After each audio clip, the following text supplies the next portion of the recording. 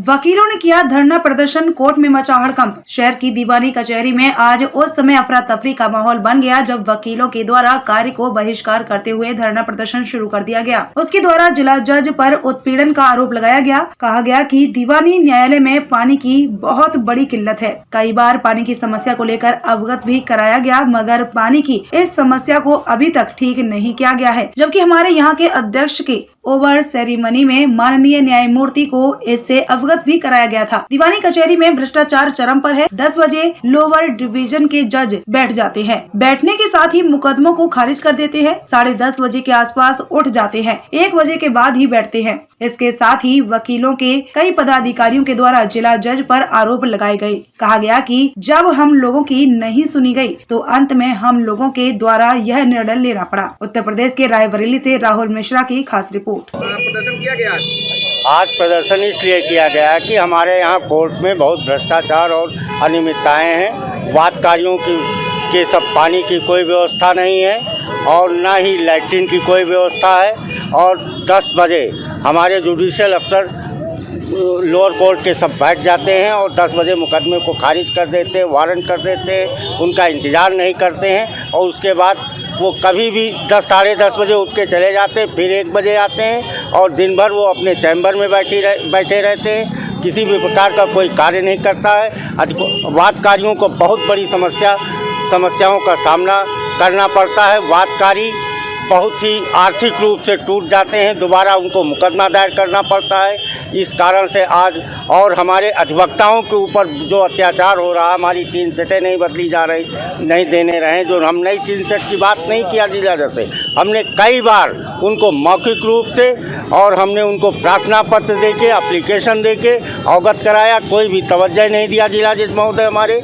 और उसके बाद हमने हाई कोर्ट भी भेजा है, चीफ जस्टिस को भेजा, एजे को कई प्रार्थना पत्र दिया। आज तक तब हमको मजबूरन आज इस मुकाम पे पहुंचना पड़ा। और मांगे पूरी नहीं हो तो क्या करेंगे आप? अगर हमारी मांगे नहीं 4 दिन में कोई सुधार नहीं होता है तो हम अनिश्चितकालीन हड़ताल पे चले जाएंगे और कार्य वांछित हो जाएगा। और गेट नंबर 3 बिल्कुल हमने कई बार उनसे कहा कि छोटा गेट खोल दीजिए, उससे वादकारी आवें और अधिवक्ता आवें। उससे अपने लिए तो सब लोग खुलवा लेते हैं गेट, और अधिवक्ताओं और वादकारियों के लिए कोई व्यवस्था नहीं देखते। कमलेश चंद पांडे, अध्यक्ष central bar association, civil court Raebareli. हाँ, Yogendra Kumar Dixit, advocate, civil court Raebareli. प्रकरण है आज? प्रकरण ये है कि मैं 6 जून को माननीय न्यायालय श्रीमान जी के न्यायालय में गया और अपने अधिवक्ताओं के साथ एक एप्लीकेशन दिया कि यहाँ न्यायालय में पानी की बढ़िया व्यवस्था है। लिखित एप्लीकेशन दिया तो उस पर विचार नहीं किया गया। पहले कहा गया कि एप्लीकेशन ले जाओ बाहर में दो। फिर हमने कहा मेरी बात तो सुन ली जाए।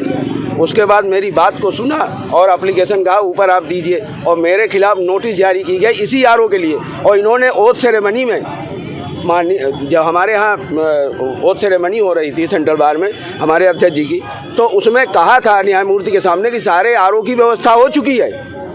और उसके बाद जब मैंने 6 जून को कहा कि साहब अगर पानी की व्यवस्था नहीं हो रही, तीनों गेट 1 घंटे के लिए खोल दिए जाए, तो न तो 1 घंटे के लिए गेट खोले गए, न पानी की व्यवस्था की गई। और मेरे खिलाफ 20 अधिवक्ता मेरे साथ थे। मेरे नाम पे एक नोटिस दूसरे दिन सेंट्रल बार को जारी की गई। ये इस तरह से जिला जज की गुंडागर्दी है और ये अधिवक्ताओं को इस तरह से दबाना चाहते हैं। और हमारी सेंट्रल बार, हम सभी अधिवक्ता एक से एक हैं। जब तक ये हमारी मांगों को नहीं मानेंगे तब तक हम लोग पूरा अधिवक्ता समाज। क्या नाम है जिला जज? जिला जज मोहम्मद अब्दुल साहिद माननी।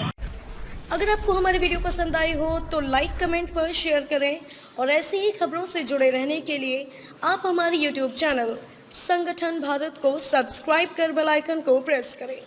छोटी छोटी वीडियो और खबरें व्हाट्सएप और ईमेल पर भेज सकते हैं।